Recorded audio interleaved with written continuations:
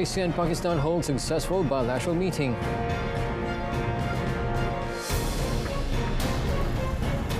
Malaysia's digital creative industry flourishes both domestically and globally.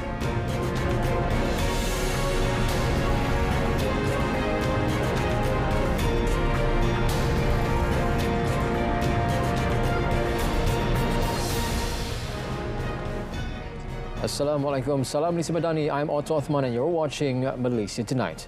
Now, Malaysian Prime Minister Datuk Seri Anwar Ibrahim and his Pakistani counterpart Shehbaz Sharif held a very fruitful meeting encompassing various bilateral issues at the Pakistan Prime Minister official residence in Islamabad today.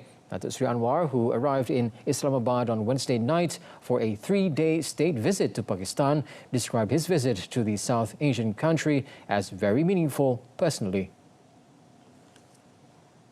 We've had extensive discussions. It's amazing. It's only through not only bilateral encounter, but a trusted friendship that we can agree on a number of issues. He said this during a joint press conference with Shehbaz after the bilateral meeting. Datuk Seri Anwar said that as a result of the bilateral meeting, Malaysia is in principle agreed to import 100,000 metric tons of halal meat from Pakistan as well as basmati rice. He expressed confidence that Pakistan's halal meat exporters would have no problem adhering to Malaysia's stringent halal regulations in order to maintain the quality of their halal meat products. Several memorandum of understandings, MOUs, meanwhile, were also exchanged at the event.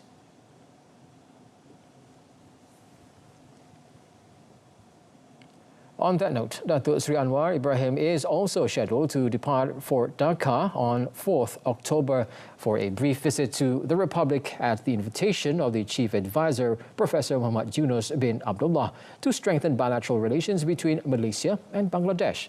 Muhammad Haziq Zahid has the details.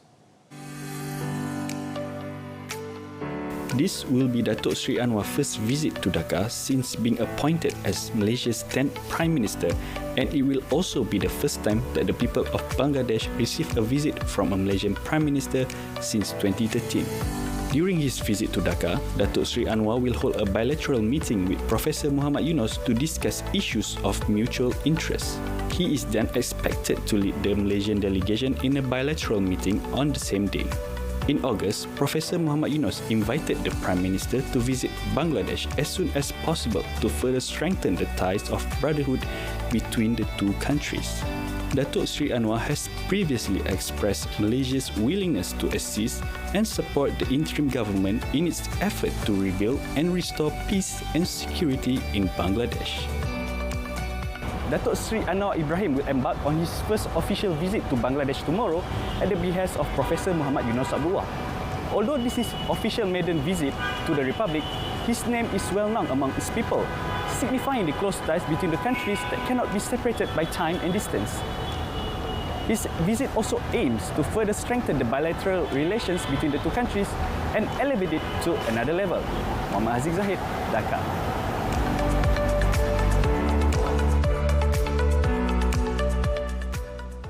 Malaysia is currently home to over 300 digital content studios with more than 180 original intellectual properties in animation and gaming.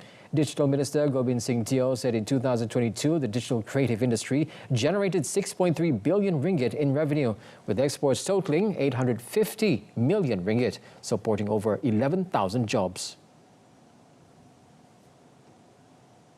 We have seen the impact of this industry on the economy, and I think the projections moving ahead indicate how important it will be and how much it will contribute to each country's economy and the global economy as we move along. He said the demand for digital creative products and services is growing, both locally and internationally. Gobind noted that the global creative technology market size is projected to reach $687.4 billion by 2027.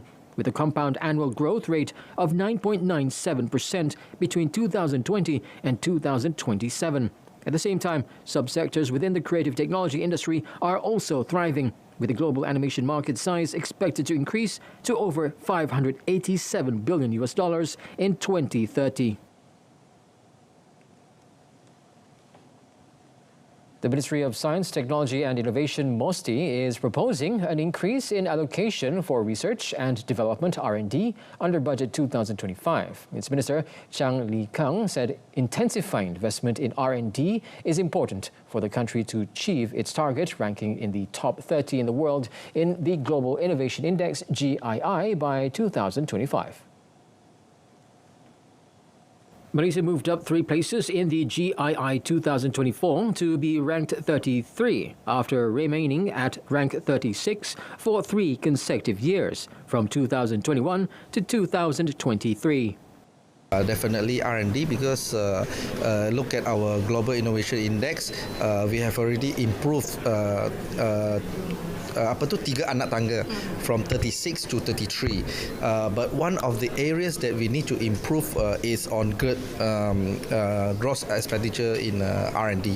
So our R&D investment is still low, not especially in private sector lah. So we hope our government can have some initiative to spur the R&D investment in private sector. Chang acknowledged that R&D in science and technology does not only depend on government funds, hence the need for mechanisms such as matching programs with industry, as well as collaboration between industry and educational institutions in driving technological growth.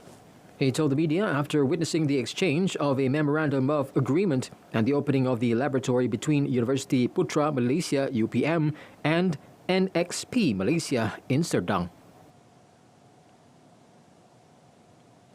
The agreement for the Johor-Singapore Special Economic Zone, or JSSEZ, will be signed on 8th December. The Johor Menteri Besar Dato' On Hafiz Ghazi said the Memorandum of Understanding on the SEZ was in the final stages of being drafted. Walaupun dokumen perjanjian hanya akan disempurnakan semasa Leaders Retreat Disember nanti, Kepimpinan Kerajaan Negeri dan Kerajaan Persekutuan telah mengambil tindakan proaktif untuk mengadakan pertemuan dan sesi libat urus bersama pelabur, pemain industri dan para pemegang taruh. Speaking in the State Assembly today, Dato' On Hafiz said the details of the agreement were refined during a joint Malaysia-Singapore workshop on the SEZ. He said the Johor government was working closely with Putrajaya on overcoming challenges including competition for quality jobs, as the SEZ would attract talent including those from outside the state. Prime Minister Dato' Sri Anwar Ibrahim is expected to announce the incentive package for JSEZ during the upcoming budget 2025. Second Finance Minister Dato' Sri Amir Hamzah Azizan has called on financial institutions from both public and private sectors to collaborate on promoting awareness on financial literacy. Improving financial literacy among the public will have profound long-term economic implications, including a more resilient workforce, a more financially secure population, and stronger contributions to the economy. Elaborating further on the matter and citing data from Bank Negara Malaysia, he noted that 54% of the Malaysian population has less than 3 months' worth of savings if faced with a loss of income. Financial literate individuals are better equipped to manage risk, make sound investment decisions, maneuver unexpected turn of events, and plan for the future. This in turn creates a resilient economy that is less vulnerable to external shocks. The minister said this in his speech at the launch of FWD Insurance Berhad's financial literacy initiatives today. The establishment of the country's first mineral analysis laboratory, Terra Mineral Lab, or TML, and the Centre of Excellence for Mineral Research, or COE, in Kopeng demonstrates Perak's commitment to become a leader in the mineral industry. Now, Menteri Besar Dato' Sri Sarani Muhammad said the 12 million ringgit research facility is equipped with high-tech, world-class scientific equipment. He said the scientific equipment is capable of analyzing, identifying, and verifying the content of minerals, particularly non-radioactive rare earth elements, or NRREEs, with high accuracy. Kini Terra Mineral Lab sedang dalam proses mendapatkan akreditasi MSISO/IEC 17025 daripada Jabatan Standard Malaysia sebagai langkah pertama yang akan mengiktirafnya sebagai makmal komersial utama negara dalam analisis mineral. Met today after opening TML and the COE, he said the success of the NRREE pilot mining project in the Kenering sub-district, which generated 29.73 million ringgit in royalties for the state government, proves the vast potential of the industry. He added that the operation of TML and COE is a strategic step by the state government to realize the responsible mining agenda outlined in the Perak Sejahtera 2030 plan. On another note, Malaysia's strong economic fundamentals are among the factors supporting the ringgit's growth, even during times of currency weakness. Bank Negara Malaysia, or BNM Governor Datuk Seri Abdul Rashid Ghaffur, highlighted that the country's projected economic growth rate of 4.0 to 5.0% for this year is also a positive factor that will contribute to the strengthening of the ringgit moving forward.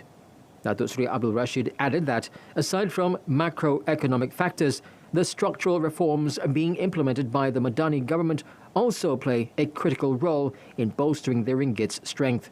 He further emphasized that Malaysia's monetary policy, particularly in determining the overnight policy rate, or OPR, is guided by domestic factors, namely inflation and the country's growth prospects. He said the country's monetary policy must be aligned with domestic conditions, not external events. Even if the United States Federal Reserve raises or lowers interest rates, it doesn't provide any direct indication on how the policy is managed in Malaysia. The governor noted that the focus now is on the impact of changes in the US or other countries on the country's inflation outlook and economic growth. Airbnb hopes that the government will support and endorse the National Short-Term Rental Accommodation, or STRA, guidelines and recognize the potential of the sharing economy in the hospitality sector in Budget 2025. It also wishes for the promotion of a fair and practical review of the Tourism Industry Act 1992 to ensure a practical regulatory framework that supports sustainable tourism development without stifling the sector's potential.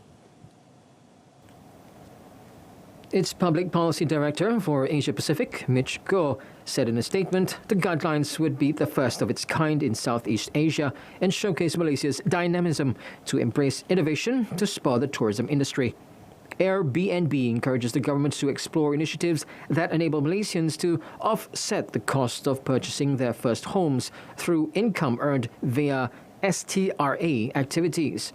Special financing schemes in collaboration with financial institutions could also help young homeowners leverage their hosting income to alleviate financial burdens. The national car maker Proton Holdings Berhad remained in second place in the automotive sales rankings for September, with sales of 11,269 units, bringing its year-to-date total sales volume to 112,758 units. In a statement, Proton projected its market share at 20.1% for the month.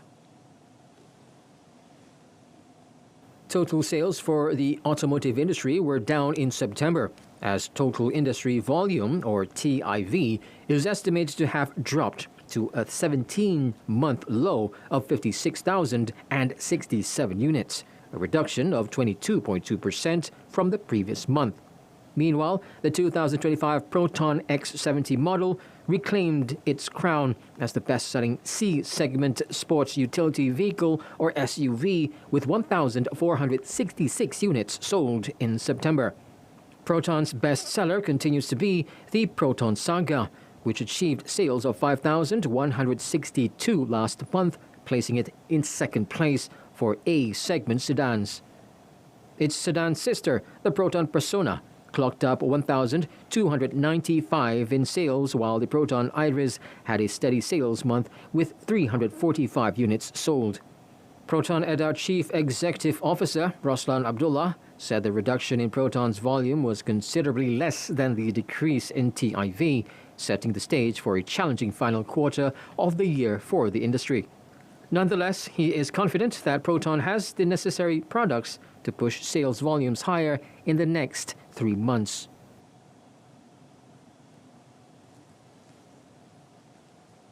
The Kuala Lumpur rubber market ended mixed today, reflecting a downtrend in the regional rubber futures markets. A dealer noted that traders were also responding to the latest statement by the European Commission regarding implementing the European Union Deforestation Regulation, or EUDR. Japanese rubber futures snapped a 7-session winning streak today. A weaker global economic data and escalating trade tensions surrounding top consumer China weighed on sentiment, the dealer added. Ongoing geopolitical tensions in West Asia also dented the global sentiment. Nevertheless, the dealer said further losses were capped by the weakening of the ringgit against the US dollar, gains in crude oil prices, and tight natural rubber supply concerns due to bad weather forecasts. The Malaysian Rubber Board, or MRB, reported that the price for standard Malaysian Rubber 20, or SMR20, was down by 14.5 sen to 888.5 sen per kilogram, while latex in bulk increased by 3.0 sen to 729 sen per kilogram.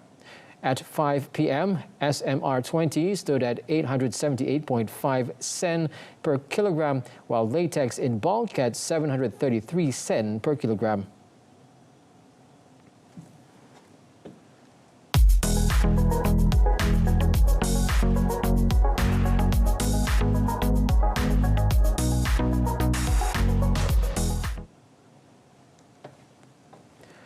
ASEAN's unwavering commitment to sharing resources, expertise and training will propel it to become the world's most formidable economic bloc. Now, ambitious yet achievable, the development of more sustainable and technologically advanced cities aligns seamlessly with the ASEAN Community Vision 2045. Now, sharing resources, expertise and training will make ASEAN the world's strongest bloc. Delilah Kade has more. The cooperation is carried out in accordance with the agenda of economic integration and urban development. Participation in the ASEAN Economic Community increases the region's competitiveness and fosters equitable economic development. Dari segi pembangunan ekonomi hijau dan sebagainya, ASEAN telah membangunkan 3 pelan utama. Yang pertama adalah framework on circular economy for EEC untuk tahun 2023. Yang kedua adalah ASEAN Strategy on Carbon Neutrality, dan yang ketiga adalah ASEAN Blue Economy Framework. Intra-ASEAN cooperation in smart city development facilitate the resolution of financial, labour, technological and experience challenges. It indirectly fulfills the needs of the local community. Satu aspek yang kita lihat di negara-negara ASEAN adalah dalam banyak hal pentadbiran kerajaan tempatan ni dengan kerajaan pusat mereka adalah baik. Dari segi itu saya fikir kerjasama untuk mengeratkan lagi persefahaman antara bandara-bandara ini akan lebih terancang dan boleh fokus ke arah mencapai matlamat ASEAN Smart Cities itu. With continuous effort, ASEAN will not only achieve Visions 2045, the current sustainability will also make this region an economic power by 2030. Through the ASEAN Community Visions 2045, member states are working together to enhance connectivity, build sustainable infrastructure and drive regional economic growth through technology innovations. This vision aspires not just to advance the economy, but also to create a more sustainable and inclusive community for future generations. Delilah Kadir, RTM.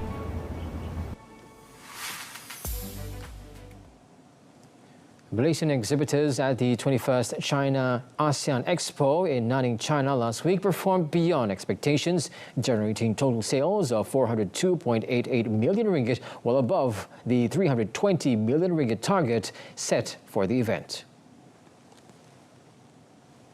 The Malaysia External Trade Development Corporation, or MATRADE, said this achievement underscored the continued robust demand for Malaysian products in the Chinese market, as well as their sustained popularity among Chinese consumers. In a statement today, Deputy Chief Executive Officer Abu Bakar Yusof said MATRADE remains focused on supporting Malaysian small and medium enterprises, SMEs, in expanding their global footprint. He said by offering comprehensive trade promotion services, including market intelligence, networking opportunities, and financial assistance, MATRADE is empowering SMEs to capitalize on the vast potential of the Chinese market and compete on the international stage. The Malaysia Pavilion at Car Expo 2024, which was held from 24th to 28th September, featured 150 exhibitors from various sectors, which was the largest participation since the COVID-19 pandemic. Key sectors represented included food and beverages, agricultural products, lifestyle, healthcare and wellness, as well as services such as logistics and talent management.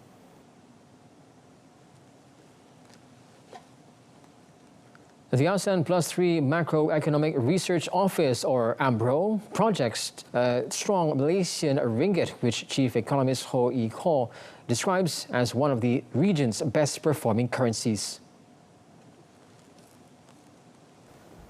Khaw attributes this strength to significant capital inflows as investment firms repatriate earnings, and notes that the U.S. Federal Reserve's rate cuts have narrowed the interest rate differential between the U.S. and Malaysia, supporting the ringgit. Despite a slight recent depreciation linked to a potential pause in U.S. rate cuts, AMRO remains optimistic about the ringgit's resilience. Khaw is confident in Malaysia's economic outlook, projecting stable GDP growth of 4.7% that could rise to 4.9% due to strong investments and low inflation. He highlighted the country's appeal for foreign direct investment, suggesting that enhanced investment could exceed growth targets. Ahead of Budget 2025 on 18th October, Khaw recommends the government focus on rebuilding fiscal space after pandemic-related deficits and high debt ratios. He advises targeting subsidies efficiently to aid fiscal recovery and emphasize boosting investment spending to enhance economic competitiveness. The government aims to advance its manufacturing value chain and plans infrastructure investments, particularly in the electronics sector, among others. Malaysia has emerged as the leading source of tourists to Indonesia in August 2024, with 188,750 visitors, accounting for 14.09% of total arrivals. According to the Central Statistics Agency, or BPS acting head Amelia Adinga Widyasanti, visitors from Malaysia increased 6.21% compared to the previous month, and nearly 8.0% compared to August last year. She said following Malaysia, Australian visitors numbered 153,720, while Chinese tourists made 126,080 visits. In total, she said tourist visits to the Republic reached 1.34 million in August, marking a 2.23% increase from July and an 18.30% rise compared to August last year. On average, tourists spent of 8.27 nights in the country in August, with ASEAN visitors staying the shortest at 3.54 nights and African tourists staying the longest at 15.66 nights. In terms of nationality, Yemeni tourists recorded the longest individual stay, averaging 27.83 nights, in sharp contrast to the brief average of 2.02 nights for visitors from Hong Kong. Amelia also highlighted Indonesia's tourism recovery with 9.09 million tourist visits from January to August 2024, marking a 20.38% increase compared to the same period last year.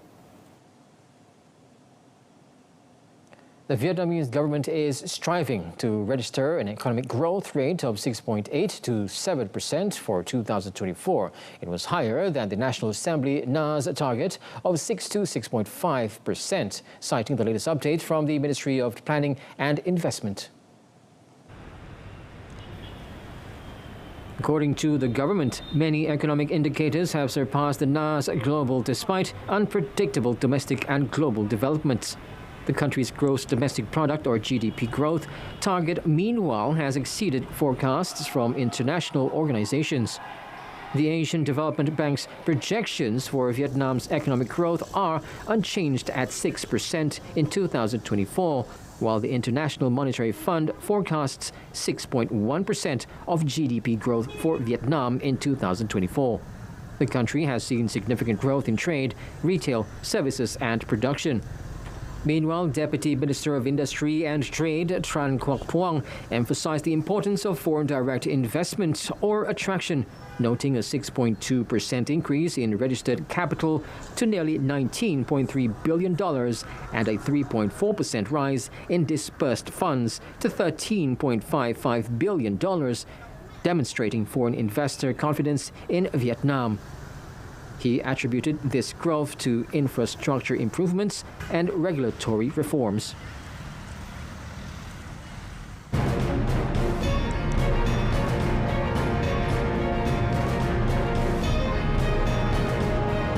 Coming up, national flood disaster losses plummets in 2023.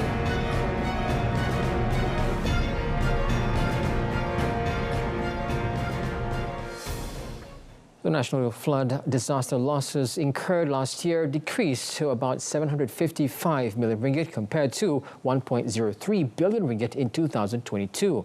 Deputy Prime Minister Datuk Seri Dr. Ahmad Zahid Hamidi attributed the decrease to swift and efficient management as well as close cooperation among various parties via disaster risk reduction measures. On a related note, the Deputy Prime Minister said the government, through the National Disaster Management Agency, or NADMA, approved the National Disaster Risk Reduction Policy and Standard Operating Procedures, or SOP, to coordinate disaster risk reduction efforts. These measures will be implemented nationwide, and he urged all state disaster management committees, chaired by the state secretaries, to undertake similar efforts. Dan kita baru mendapat kelulusan Kabinet 2 minggu yang lalu, iaitu dasar pengurangan risiko bencana negara. Dan SOP itulah yang kita gunakan untuk melakukan koordinasi di dalam mengurangkan risiko bencana ini.